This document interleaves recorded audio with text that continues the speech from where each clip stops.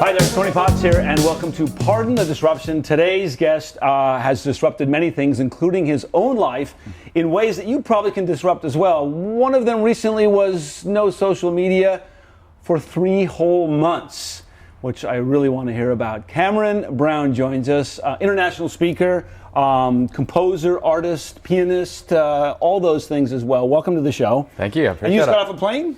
Yeah, a couple of days ago, I got from Colorado, and before that was in Australia. So. Oh my gosh. Yeah. So tell me about, you come from Australia, Yep. but you've disrupted your life many, many times. Have you always been on a journey to be so passionate about what's going on with my life, what's going on with other people's lives? How does that connect with the world, and who am I, right? Is kind of the question. Yeah, it's been happening for a big time, for about a decade. Especially though, about around 4 or 5 years ago, I had a breakup of a relationship. I asked myself what ended up being 2 really powerful questions and life-changing questions, which was, what do I really want to experience out of my life, and am I really living? Exactly. And the second question, the answer to that was no. And that led to a monumental shift of going overseas, rappelling down waterfalls, mountain climbing, whitewater rafting, skydiving, and other experiences. So. Why did you choose? We've all had breakups, right? And my first one was devastating. I thought I was never going to live again, never going to love again, and all of that. And I didn't choose to go around the world. Obviously, I was a little bit younger than you. What precipitated you saying, you know what, I just got to make a marked change and I got to go? Yeah, it happened over a period of time, so it didn't happen straight away. It was a combination of events of having those first experiences, realizing life was about experiences, not things. And then I thought, well, if that's possible, then I wonder what else could be. And so then that led me to, as you mentioned before, selling everything that I owned and getting rid of it all. And so you sold absolutely everything, and what did you take with you? Just a backpack? Yeah, so I had a suitcase. Well, back then it was a small backpack and a large backpack, and that was it. I realized afterwards I needed a little more stuff. Yeah. But how old were you at the time? So it would have been 32, I think it would have been. That's a huge move when you're 32 to give up everything and travel the world. And how did you initially make the contacts to go around the world? So I already had a decent amount of contacts, but I dropped myself into countries though that I'd never been to. The first country was Costa Rica. I knew nobody and I knew not the language at all. I remember my sister on the way to the airport, she said, now, no is no, C is yes. I had no idea. Oh my God. No idea until I dropped myself into the country and then realized, what have I gotten myself into? But I think there's power, I guess, in maybe a little small amount of naiveness to that. Yeah. I was just saying, look, I'll go and see what happens, and not needing it to go a certain way, I think, is really important. If you need things to go a certain way in your life, then you're potentially setting yourself up for disappointment, because we don't live in a science lab. There are external environments and changes that occur, and as they do, we've got to be able to learn how to adapt and evolve and be flexible in our approaches. Well, also, I think that's very limiting. When you go in with a structure of what you think something is supposed to be, then you're more apt to miss a lot of things. Yes. It's one of those things I tell kids a lot of times is that, do a moonshot, like shoot for a huge star. You're probably not going to get there, I'm going to be honest with you. But if you go halfway up, you may say, oh my God, there's a star over there that I would have never seen. Yes. And then you go that direction, right? Yes. So give me the first couple of days in Costa Rica. First couple of days, a lot of cervezas. I thought, I'll be fine. And I remember I had to go and get a SIM card for the phone. Oh gosh. And I went to a local shop that nobody spoke English. Yep. And I didn't have a lot of pointing. I didn't have the internet to be able to do Google Translate. Yep. And so I had to stumble. I totally stumbled my way through that, and then thought, right, this is different to what I thought. And how long was that? How long was that initial journey when you packed the bags? You ended in Costa Rica, and then how long was that journey before you did your next thing? Yeah, it was. It was approximately a year. I went to multiple countries around the world, from Costa Rica to Colombia and Argentina and Mexico, and had talks around the world at the same time. And so I did go back to Australia about 3 months after, because my new niece and nephew twins were born, and so that's an incredibly important part of my life as well, is making sure that I understand what are the things that are most important to me. For me, one of those is absolutely family, and being able to spend, even though I'm around the world every year, usually somewhere between 5 and 10 countries, every single year since my first nephew was born, I've spent at least 1 to 2 months back there every year. and being present and being the cool uncle. I've won that 5 years in a row now. Nice. Right? I don't plan on losing anytime soon. Right? I absolutely love it. So yeah. And as a child growing up, good childhood, good fun. It was an interesting childhood. Like we were supported in the things that we wanted to do, which was great. From me learning music, I learned that at a young age, and did that for a number of years, and that's something I'm incredibly appreciative for being able to learn that and go. Were you always a seeker as a kid? Always kind of tinkerer? What's going on? Yeah, what's happening? Did you bug your parents, like asking a lot of why questions? Yeah, to an extent. I think I've become more curious over time. I've definitely not been the conventional kid, but definitely got me in trouble earlier years. I've learned to be more... What would you do? Like, how did you get in trouble? Give me an example of... Going back there as childhood, there were issues with school. I got suspended a couple of times. There was... So there's issues there. I went off. See, the thing is, I went off the rails sometimes and then back on. And but we have to. I was blessed with my parents. My parents said, just go. And if you fall on your ass or make a mistake, get up. Yeah. And if you make a mistake, admit it. Like, don't lie to us, and we'll be there to help you. We may punish you a little bit, but it's going to be far less than if you lie to us. Yeah. But for me, that was great, because then in my life, it set me up just to go and try things. So I'm afraid a little bit of failure, of course, as we all are. But it gave me a good thing for the rest of my life, kind of in my genes, so to speak, in my blood of like, I'm just going to go. And if I fail, I'll probably going to learn something, or maybe I won't fail so much, but I'll learn and I'll grow as a human being. So kind of the similar that we had. I'm jumping around a bit, but I'm looking at your bald head, very well shaved, and I've always had a lot of hair. And people are like, oh, you have great hair. But I'm looking at your head right now, I'm like, I want to shave my hair off. And is it liberating? Because you had massive hair at one point, did you not? I did I went 2 years without a haircut, so my hair by nature is very curly, and so I had this massive afro, raised money for cancer research. So you shaved it off a number of years ago. Shaved it off. So, but I went for... Well, it must have been just, I decided that I was going to raise money, because it's called Shave for a Cure in Australia, and I just missed the cutoff. So I thought, all right, I'll wait another year then. And so I didn't have a haircut for another year, and then shaved it off. So, that is a fro and a half. Oh, yeah, no. That's like 1970s NBA basketball player fro. There's no way that's real. I said, it's totally real. But it was. I actually saw a video, because I was contemplating. We just did a number of new music videos in Spain, and there was an element of rebranding that went on there of my look. And for the next stage of growth within my own brand and the company, and so I had to make a decision. Right, what is that next look? And I was grappling with it, because I go, do I do it? Do I not? Right. And I remember looking at this video. I can't remember who the guy was, but he mentioned about how it was a self-growth thing for him. That it was a liberating experience of. This is all gone, and it is, there's a rawness to it. Yeah. And we identify ourselves a lot of how we look, and the hair is a big part of that. Yeah. So if it's gone, all of a sudden it's got, you're left with you, right? Slightly naked. Yeah. So that it's shifted for me, and now it is. I feel empowered around it, which is fantastic. One of the things I want to bring up too about being empowered is that on this journey, when you did the backpack thing and you met a lot of people and what have you, you're always a composer. You're always a songwriter, singer. And how did all that come together in a sense where you felt like, I've done enough journeys now, I can now speak. You spoke at TED, and you now speak around the world. Yeah. C-level people, a lot of people we may know by name. Yeah. When did you come to that point where now I can give back and I can kind of tell people about my journey? It's happened again. It's been a process over time. There's been multiple defining moments. I mean, I've been writing music for 19 years now. I can't believe it. It's like nearly 2 decades, right? And you're getting older, Cameron. I know, right? So writing for 2 decades.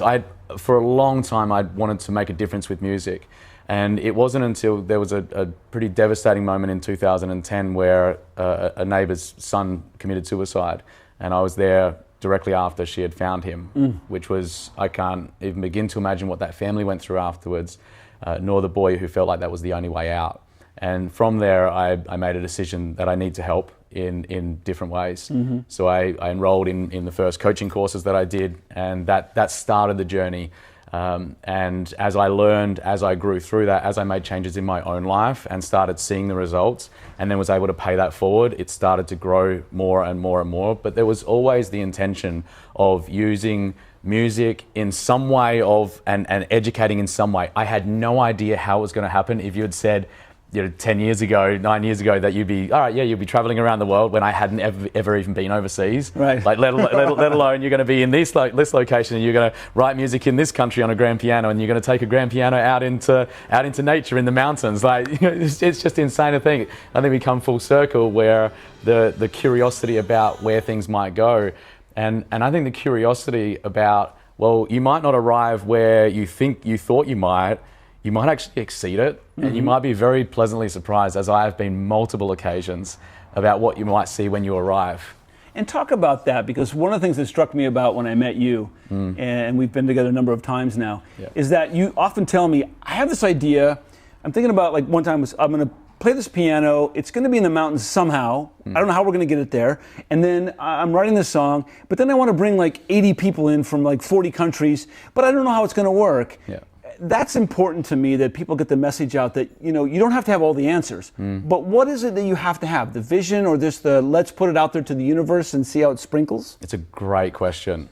Having certainty of outcome first and foremost, and it's certainty of outcome of, it can be a tangible piece, but more so it's an emotional component to it of, right, I want to create, so the people from 40 countries, that was a project for the talk I gave at TEDx in Rome. Yes. And which is brilliant, by the way. So if you want to go online and you want to take a look at it, we'll show a little bit of it here. Yeah. But it's beautiful. The song is beautiful. Thank you. And just the way you put it together, and getting all those people to buy in. Yeah, it was, thank you, I appreciate it. The talk was, what future are we creating? And I wanted to show how a blend of human curiosity and technology can really speed up and magnify our creativity, our innovation, and our impact. So I was certain of outcome. I was certain about what I wanted to experience, and I wanted to create something that demonstrated that. Yeah, and so it became, right, well, it's going to be a song, but then it eventuated over time. It came out, started being, well, I want people to be in different locations, but to begin with, it was just going to be people in their houses, just recording some music, and then the first guy sent it back, and he was in front of a castle. And I thought, all right, well, that's a good start. Well, you've just raised the bar. Yeah, exactly. So then from then on, it was, right, you have to record outside. And then it became, well, I was going to record inside with a piano, because how do I take a piano outside? Yeah. So then within a 24-hour period of saying, right, I need to take it outside somehow, we had it locked in terms of a location and the people to make that all happen, and it was insane. It's beautiful. So if I hear you right, it's having the end result, the intention, it's basically almost reverse engineering. This is where I want to end up, like, okay, with a written song, and this is what it's going to be.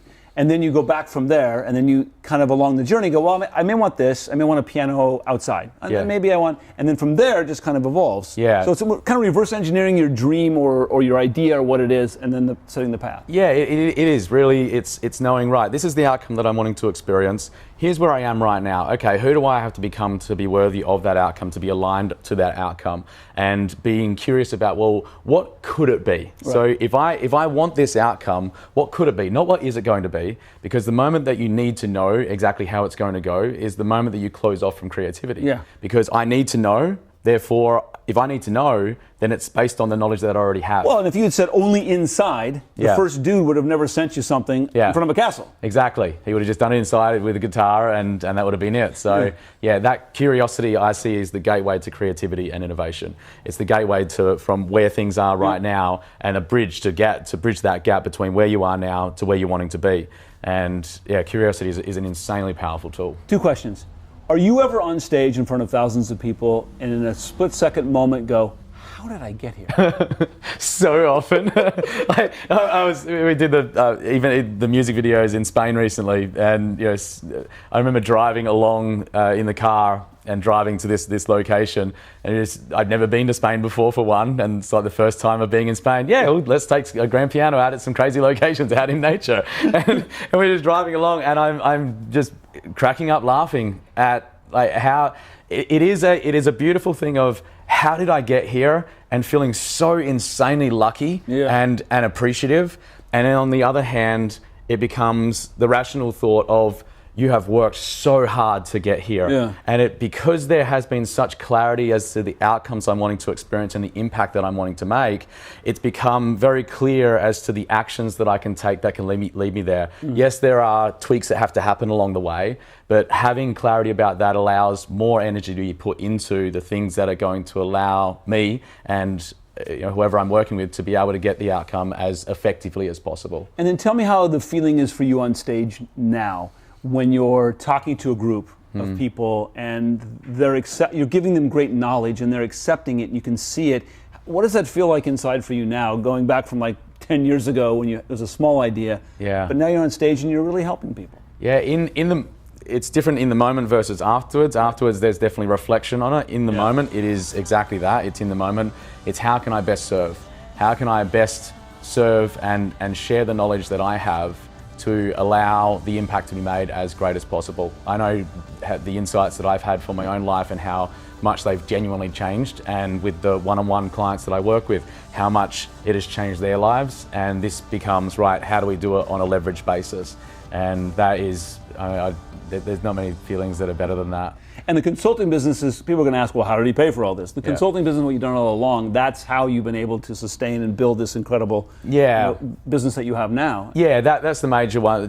Consulting and speaking as well now. But while I was traveling the world, there wasn't as much speaking going on, obviously, because I wasn't going to be speaking to animals out in the rainforest, right, in Colombia. So there weren't as many opportunities to speak there. Where I coach virtually. The C-level executives that I coach, it's all done virtually by video call, and as long as I've got a quality internet connection, that's a beautiful thing, right? Technology is a remarkable tool, but it is exactly that. It's a tool, and it can either speed up the rate at which we connect and reach a greater audience, inspire the world, and empower them, or it can head us in the exact opposite direction. So we have about 3 minutes left. Speaking of tool, you got rid of the tool, social media, for 3 months. You just finished that, right? I did just finish that. Yeah.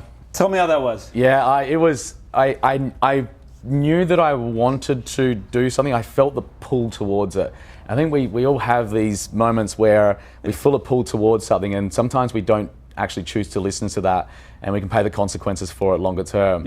And I felt that pull and thought, you know what, I really just want to get rid of it for a period of time. And it was only going to be for a few weeks while I was going through the creative process to see if I could increase my creativity, my focus. And as soon as I removed the apps from my phone and logged out, it was a beautiful, liberating experience. I found it so easy to just be there. And it was amazing. I thought, because I'm embedded in that world. It's a huge part of my life. It has been for a lot of years now. And so to be able to do that and for it just to feel so natural, amazing. Withdrawals in the first 5 days, or things where you went to your phone going, oh wait, I don't have any apps? A little bit of that. It was weird. I thought that would have happened, but because it just wasn't there, it really only took a day or two, and I found myself being more present. My sister got married in that time, and I was able just to, when she was getting married, just not be thinking about, oh, how can I take this to do something later? It was the same with the depth of conversation that I had with multiple people. It was a phone and email, maybe. I had email and phone as well, and to be able to keep in touch with people. I still absolutely had to have email, but there was limited checking of that as well. So now you're back on. Back on, and it's. How's that going? Are you better? Absolutely better now. Definitely better. I figured as much. Much more focused and intentional, I think, is the most important part there. That's a good word, intentional. Intentional about how I utilize the platform. Just wasting time on it. Yeah. So before we go, a lot of disruptors I've known around the world and entrepreneurs, they have an idea, they have a journey. A lot of people tell them they're crazy, but they believe in it. But there's usually a part where they're like on the floor at 3 o'clock in the morning, curled up in a ball, going, "What did I do with my life?" Because people see the success. But I like to hear behind the scenes, because people need to know that, I did have doubts. Did you have a moment like that where you're somewhere and you're like, what am I doing? Multiple. Multiple. I mean, one in particular that comes to my mind was when I first got to Costa Rica. I had to, because I left about 4 months earlier than what I had planned to. And so there were certain things that just simply weren't set up. I had to generate further business for that to be a viable project to go on for the rest of the year and make it profitable.